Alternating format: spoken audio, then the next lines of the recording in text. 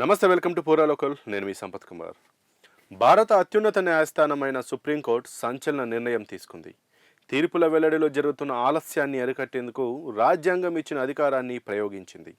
రాజ్యాంగంలోని ఆర్టికల్ 142 కింద తనకు సంక్రమించిన అసాధారణ అధికారాలను ఉపయోగించి దేశంలోని అన్ని హైకోర్టులకు ఖచ్చితంగా కట్టుబడి ఉండాల్సిన పలు కీలక మార్గదర్శకాలను సుప్రీంకోర్టు జారీ చేసింది. జార్ఖండ్ హైకోర్టులో తీర్పుల వెల్లడి, వాటి అప్లోడింగ్లో జరుగుతున్న సుదీర్ఘ ఆలస్యంపై దాఖలైన ఒక కేసు విచారణ సందర్భంగా సమున్నత న్యాయస్థానం ఈ కీలక తీర్పును వెలువరించింది. భారత ప్రధాన న్యాయమూర్తి జస్టిస్ సూర్యకాంత్ నేతృత్వంలోని ధర్మాసనం ఈ సంచలన ఆదేశాలను ఇచ్చింది. ఈ ఆదేశాల ప్రకారం హైకోర్టులు తాము రిజర్వ్ చేసిన తీర్పులను గరిష్టంగా 3 నెలల్లోపు తప్పనిసరిగా వెల్లడించాలి. అలాగే బెయిల్ దరఖాస్తులపై ఆదేశాలను అదే రోజు ఇవ్వాలని, ఒకవేళ ఆర్డర్ను రిజర్వ్ చేస్తే మరుసటి రోజే దానిని ఖచ్చితంగా వెల్లడించాలని స్పష్టం చేసింది.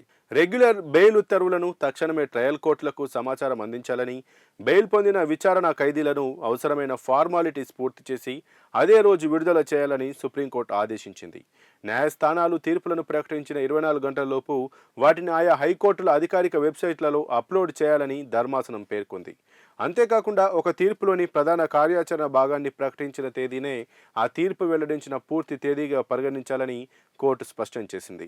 వేలాది మంది ప్రజలు న్యాయం కోసం ఆశ్రయించే ప్రాథమిక సంస్థలు హైకోర్టులేనని, అందువల్ల సకాలంలో తీర్పులు ఇవ్వడం అత్యంత ఆవశ్యకమని సుప్రీంకోర్టు ఈ సందర్భంగా అభిప్రాయపడింది.